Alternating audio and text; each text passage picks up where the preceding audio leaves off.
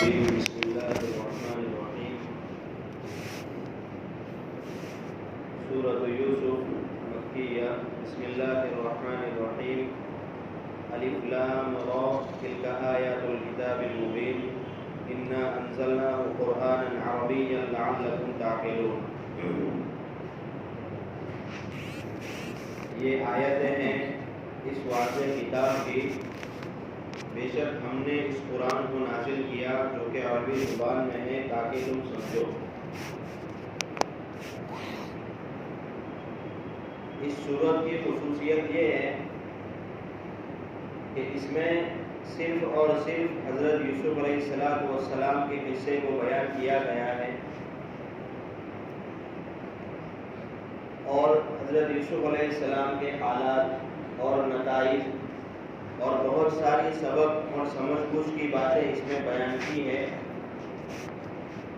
اس کے علاوہ باقی انبیاء کے واقعات جو ہے وہ الگ الگ جگہ خاص حکمت کے تحت ٹکڑے ٹکڑے کر کے بار بار بیان کیے گئے ہیں۔ اس صورت میں چونکہ شروع سے لے کر اخیر تک حضرت یوسف علیہ السلام کے قصے کا تذکرہ ہے، اس نسبت سے اس سورت کا نام سورہ یوسف رکھا گیا ہے۔ حضرت یوسف علیہ السلام کا تذکرہ پورے قرآن کے اندر 26 مرتبہ آیا ہے، اس میں سے اس سورت میں 24 مرتبہ، ایک مرتبہ سورہ انعام میں اور ایک مرتبہ سورہ مومن میں آیا ہے۔ یہ سورت جو ہے یہ مکی سورت ہے۔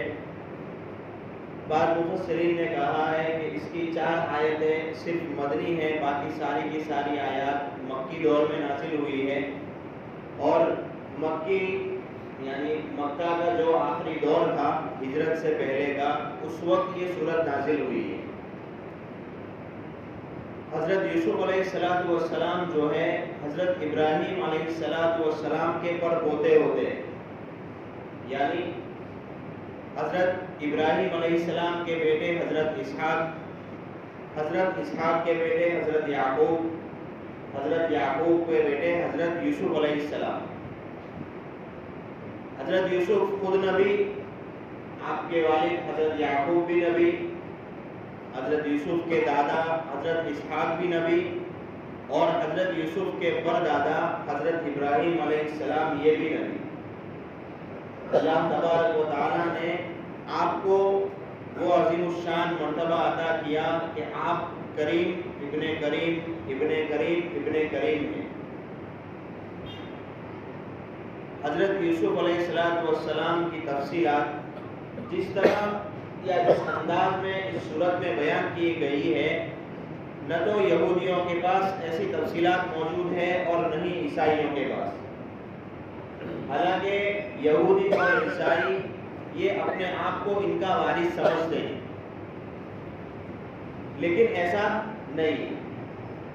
اب اس سورت کے شان نزول کے بارے میں کہ یہ سورت کب نازل ہوئی اور کیوں نازل ہوئی، حدیث کی روایات اور مفسرین کے اقوال کا خلاصہ کہ مکہ کے جو کافر لوگ تھے یہ اپنی پریشانی یہودیوں کے سامنے ظاہر کرتے تھے،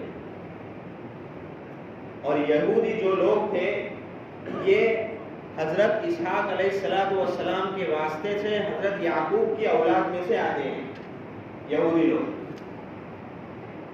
اور یہودی جو ہے یہ صاحب علم تھے، جانکار لوگ تھے، اور جب کوئی جاننے والا عالم مخالف ہوتا ہے تو مخالف عالم کسی نہ کسی علمی دلیل یا علمی بات سے سامنے والے کو نیچا دکھانے کی کوشش کرتا ہے،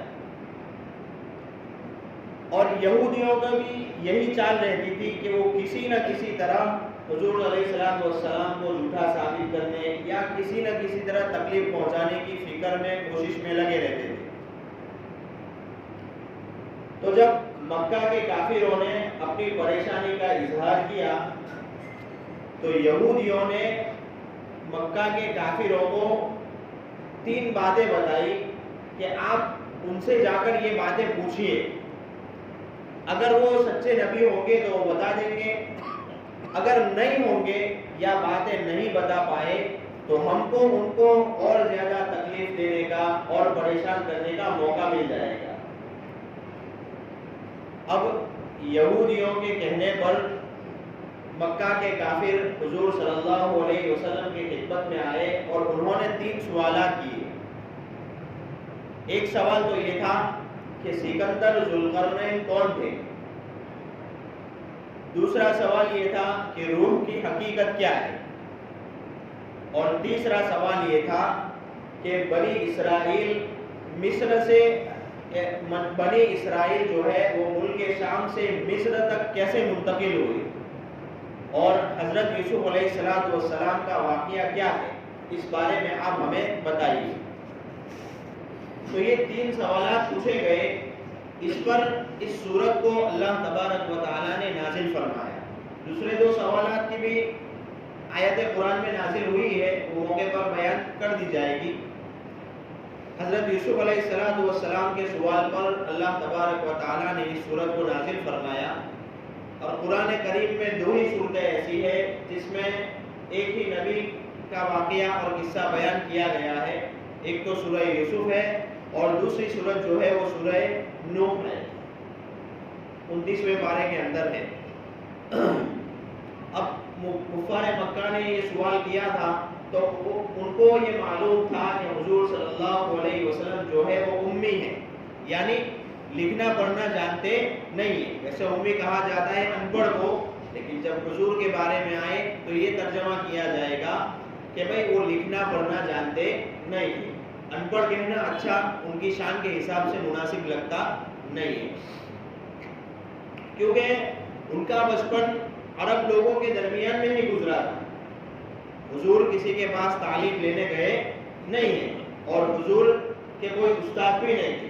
حضور کے استاد اور مربی جو تھے وہ صرف اور صرف اللہ تبارک و تعالیٰ کی ذات تھی۔ تو یہ سوال پوچھ کر ان کو کسی نہ کسی طرح نیچا دکھانے کی کوشش کی گئی۔ اس سوالات کے جواب میں اللہ تبارک و تعالیٰ نے اس سورت کو نازل فرمایا۔ اب اس کا آگے کا تذکرہ انشاءاللہ آئندہ کل بیان کر دیا جائے گا۔ سبحان اللہ